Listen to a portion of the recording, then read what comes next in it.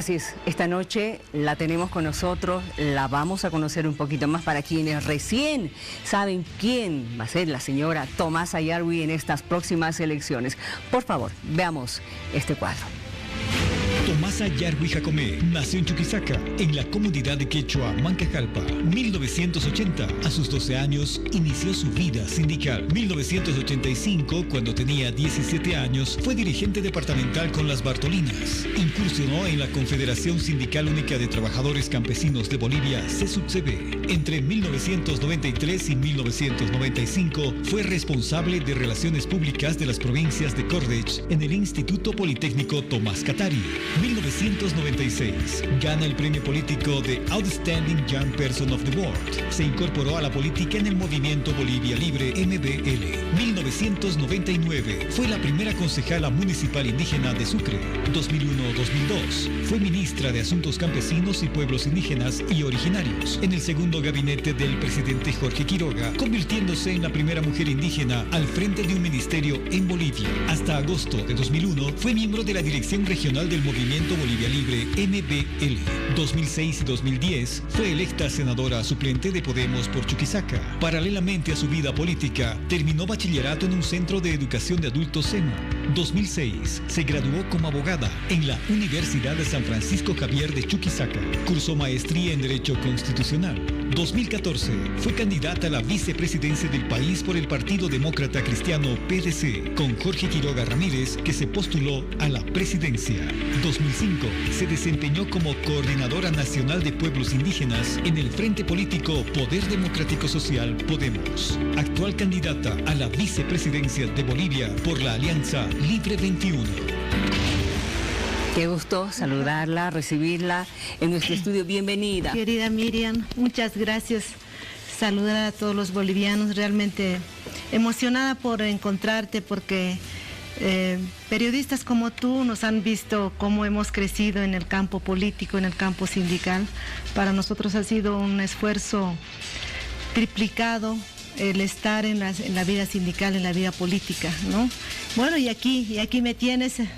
Como toda mujer valiente, no me he corrido, así es que este desafío grande para mí es seguir en este desafío, porque como comprenderás, querida Miriam, para la mujer siempre es un poco más complicado estar en la vida política, ¿no? Sigue siendo complicado, ¿no?, para una mujer meterse en las lides políticas.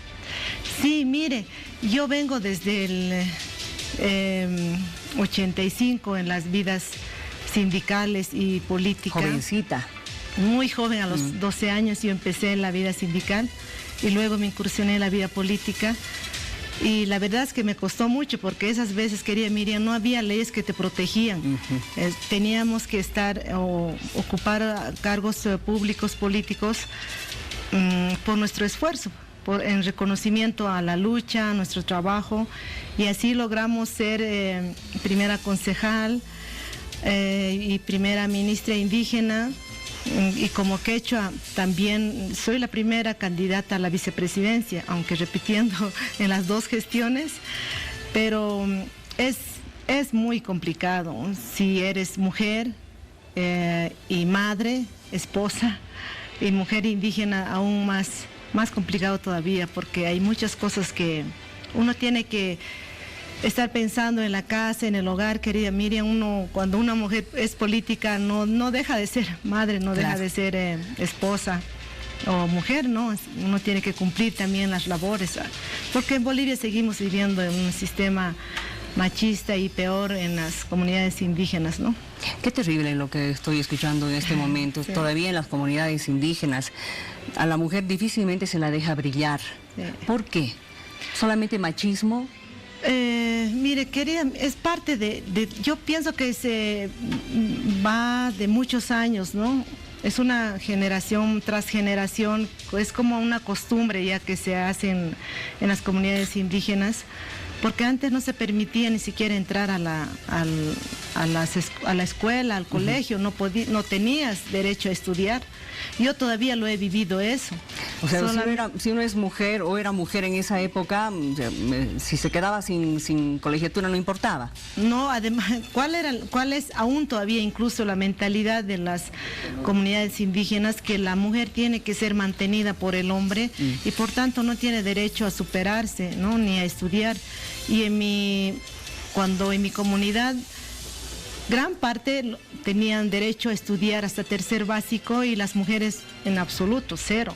Yo fui la primera niña que ingresé en mi escuelita hasta tercer básico, porque después no hay más. Y luego el resto abandona, ¿no? Abandona el estudio y se dedica a las actividades agrícolas.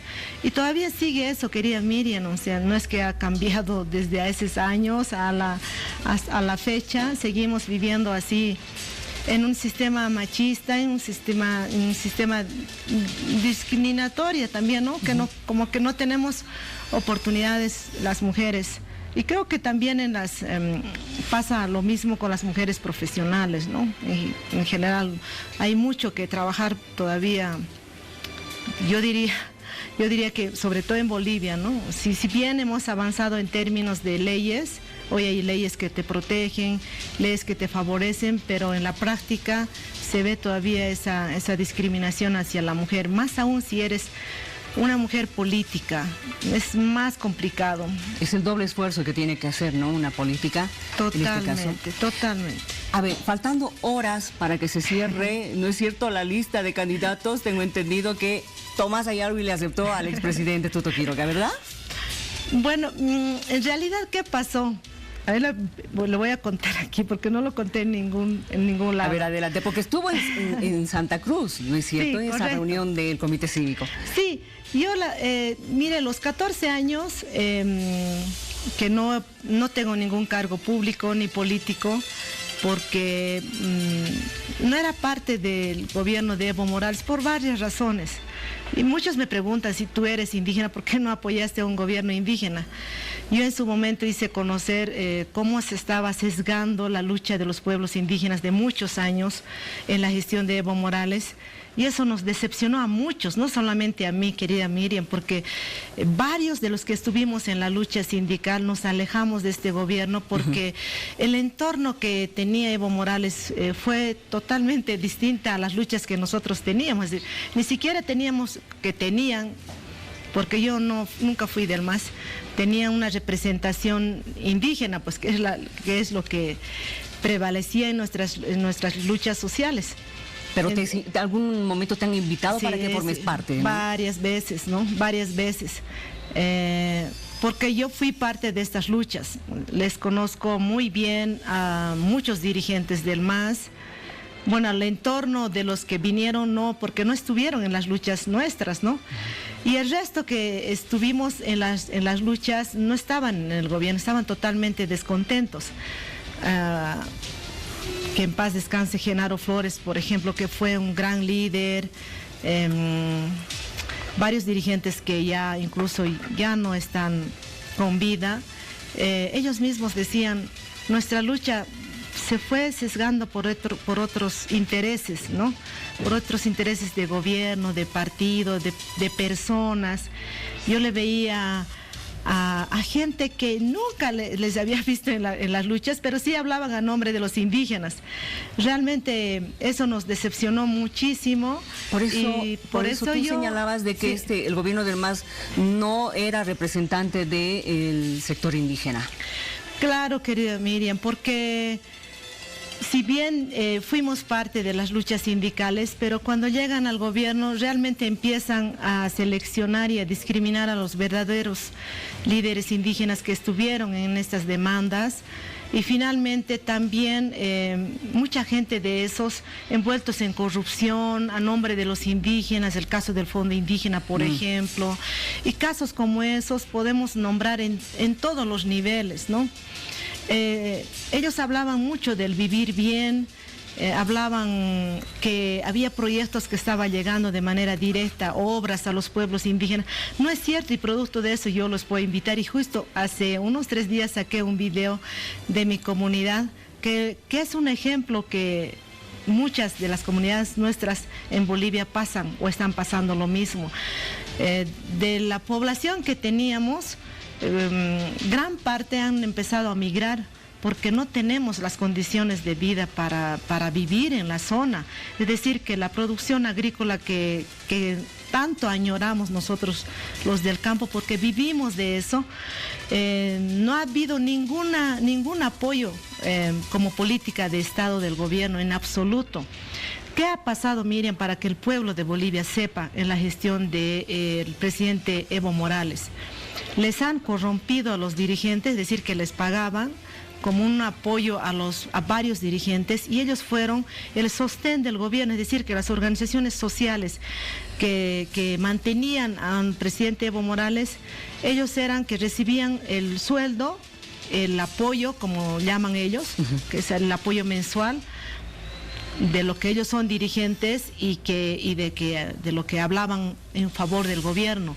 Pero proyectos en serio que nosotros hemos añorado tanto y hemos luchado para que llegue un desarrollo agropecuario a nuestras zonas, no los ha llegado. No sé, de repente a unas cuantas comunidades, tal vez ellos dirán en su momento que sí se han beneficiado, pero a lo que yo tengo conocimiento y lo que yo sé, que también sigo formando parte de mi comunidad, no los hay, por lo menos en mi zona, y lamentablemente, como no hay apoyo como política de Estado al desarrollo rural, agropecuario, como soñamos, como queremos que exista, entonces la gente ha empezado a migrar y lamentablemente, producto de eso, muchas comunidades se han vaciado. Por ejemplo, en el caso de mi comunidad, 3 familias hemos quedado. ¿Cómo se llama tu comunidad? Colpana. Ni siquiera hay en Google, porque los que les invité a hacer un video, no son visibles. No son totalmente, y ellos buscaban en Google y decían, ¿dónde está tu comunidad? Pues está totalmente desaparecido, no hay, y solamente hemos quedado 3 familias, una de esas es mi hermana mayor y 2 primas que tengo, y el resto de mis familiares están en Santa Cruz, en Argentina, en Chile, otros en Sucre. Lamentablemente esa es la realidad que hemos vivido durante los 14 años, y bueno, y los que no estábamos a favor de este gobierno hemos aparecido perseguidos con juicios. ¿A vos también te han procesado? Yo tengo 24 juicios, que no los he denunciado nada, porque yo sé que te denuncian y es una forma de intimidarte, ¿no? Para que no puedas hablar o como una forma de presionarte para que estés en favor del gobierno. Yo he resistido durante los 14 años y bueno, y ahora que ya estamos a punto de recuperar la democracia y la libertad, para mí es un desafío, otro desafío de estar en la candidatura a la vicepresidencia con Tuto.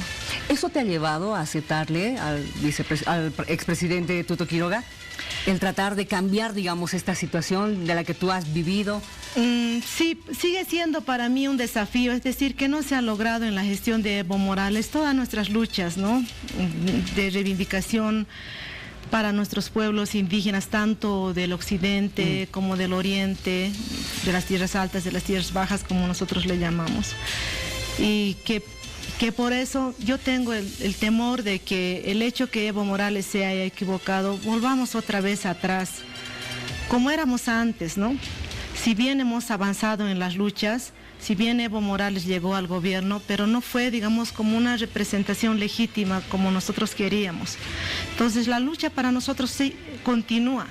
Por eso también es el desafío de haberle aceptado en la vicepresidencia, para lograr realmente lo que nosotros queremos, ¿no? El propósito de que el desarrollo rural llegue a nuestras comunidades.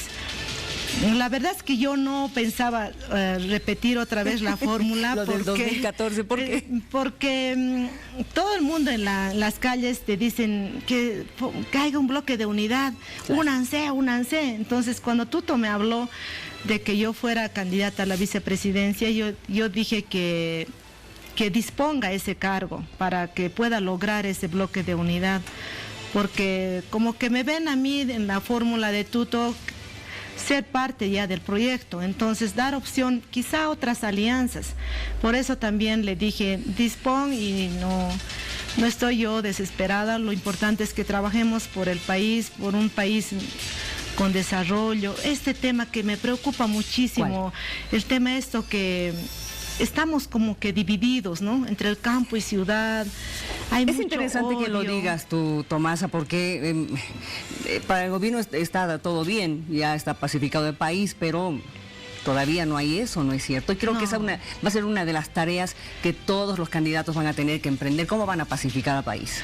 Correcto. Mi gran preocupación es eso de mí, que lamentablemente durante estos años, innecesariamente para mí, porque Evo para mí nunca terminó de ser dirigente sindical, porque como que se quejaba cuando él era gobierno, podía haber hecho muchas cosas.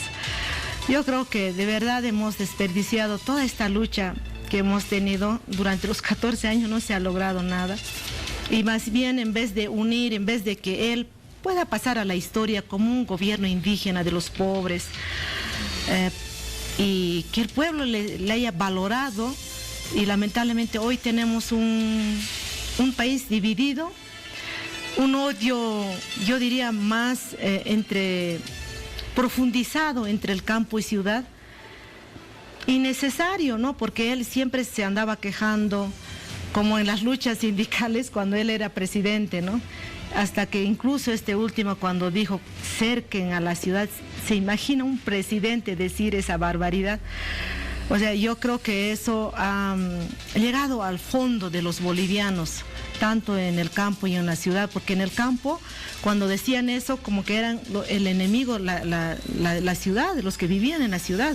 Entonces les daba más valor a las comunidades indígenas y les causaba temor en las ciudades, también bronca, ¿no? Bronca entre los dos sectores, que finalmente todos somos bolivianos, nos debiera unir eso, ¿no? El corazón de todos de ser boliviano. Yo creo que estos temas, por ejemplo, hay que trabajarlo así con mucha delicadeza, con pinza en el próximo gobierno. De lo contrario, esto va a terminar muy mal.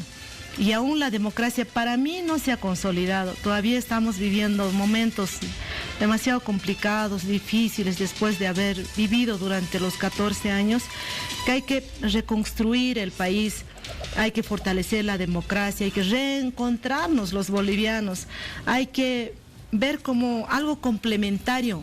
Nosotros los del campo no vivimos en la ciudad, de alguna manera estamos relacionados, o nuestros hijos estudian, o nuestros hermanos están ahí, o necesitamos incluso hasta para comprarnos productos o vender nuestros productos. Entonces, los de la ciudad de la misma manera, no nos podemos nosotros estar separados o con odio, somos complementarios. Entonces nos necesitamos todos. Nos necesitamos. Exacto. Y todos somos bolivianos, finalmente, con distintas necesidades, vivencias, pero todos somos bolivianos. Gracias por haber venido. Me voy a quedar con esta frase que acabas de señalar. La democracia aún no se ha consolidado en nuestro país. Este ha sido un primer acercamiento, pero yo sé que te voy a tener nuevamente en este estudio para conversar ya de cosas mucho más profundas, como tu proyecto de gobierno, la campaña, cómo te está yendo, ¿sí? Sí, muchísimas gracias querida Miriam. La próxima explicaré el programa, el plan de trabajo y sobre todo lo que yo pienso hacer, que manejo mucho el tema social de las mujeres, de nuestros niños, de los jóvenes, de las comunidades indígenas, de la educación y salud. Son temas que lo he trabajado y que va a ser parte también de nuestro programa, parte central, y en las próximas te explicaré. Te agradezco infinitamente, querida Miriam, por haberme invitado y darme estas cámaras para dirigirme a todos los bolivianos. Hoy es el momento de que trabajemos por un gobierno democrático, de verdad, que nos una a todos los bolivianos, pero también que nos dé oportunidades. Y esa es la que nosotros expresamos, esa Bolivia diversa, entre el hombre y la mujer, entre el campo y ciudad. Yo sé con Tuto, presidente, y Tomasa, vicepresidenta, nos va a ir bien a los bolivianos. Muchísimas gracias.